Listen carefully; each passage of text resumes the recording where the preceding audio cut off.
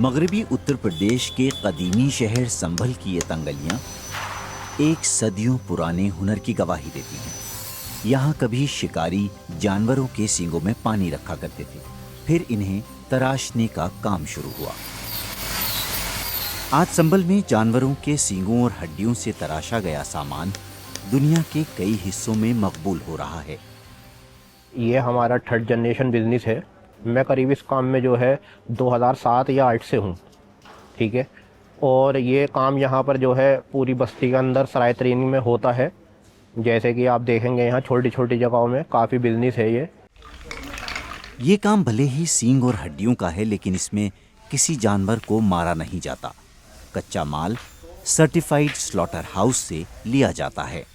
सारे slaughter house से हम माल को परचेज़ करते हैं। वहाँ पर सारा माल जो है, जो मीट होता है वो एक्सपोर्ट होता है।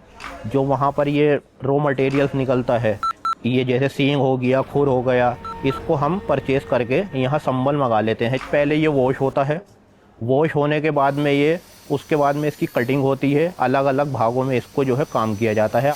और एक्सपोर्ट ये यूरोप में होता है, चाइना में होता है, जापान, कोरिया, ये ज़्यादातर कंट्रियों में सब जो है माल यहाँ हम एक्सपोर्ट करते हैं। संभल के कारीगर जानवरों की हड्डियों और सींगों से सिर्फ सजाने का सामान ही नहीं, रोज़मर्रा काम आने वाली चीज़ें जैसे चम्मच, कटोरी, गहने, यहाँ तक के बटन और कंघियाँ भी बनाते हैं। लेकिन वो वक्त के साथ बदलना भी जानते हैं। 2015 में एक चीज़ चलती थी, वो सिर्फ हॉर्न गिलास या ड्रिंकिंग हॉर्न होता था या फिर ड्रिंकिंग हॉर्न मग होता था। तो अब तो काफ़ी सारी क्वालिटीज़ बढ़ी हैं, इसमें काफ़ी सारी कैटेगरी आई हैं हमारे अंडर में। अब हम जो इस हॉर्न का बनाते हैं तो 20 से 22 आइटम जिन्होंने हम बनाते हैं इसको। संभल और आसपास के इलाकों में इस हुनर से लगभग 50,000 कारीगरों की रोटी जुड़ी हुई है। इनमें से कई ऐसे हैं जिन्होंने इस काम के अलावा कोई दूसरा काम कभी जाना ही नहीं। जो कोई पढ़ाई करते थे वो छोड़ने के बाद में हम इसी काम में ही लगे, और कोई काम नहीं है हमारा। इसके हैंडल रखते हैं, सीन के अलावा यही काम करते हैं। ये अब भी बच्चे पालते हैं, इसमें ही मजदूरी जो भी है हमारी और इसमें ही करते हैं।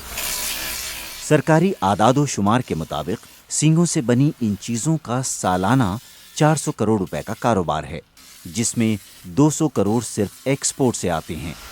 जीआई टैग ने इस सामान की अलग पहचान पर मोहर लगाई है। ये टैग मिलने के बाद ग्राहकों को नकली माल बेचना भी कुछ हद तक मुश्किल हुआ है। हमारे यहाँ की जो संस्थाएं हैं हैंडीक्राफ्ट की, उन्होंने बहुत मेहनत करी है। वो गवर्नमेंट ने ये स्कीम लेकर आई है जीआई की।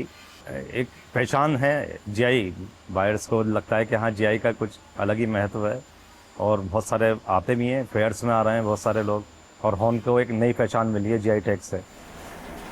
सींग और हड्डियों पर बारीक नक्काशी के इस काम से ये पैगाम ज़रूर मिलता है कि ऐसी कोई चीज़ नहीं है जिसमें खूबसूरती ना तलाशी जा सके, बस तराशने वाला होना चाहिए।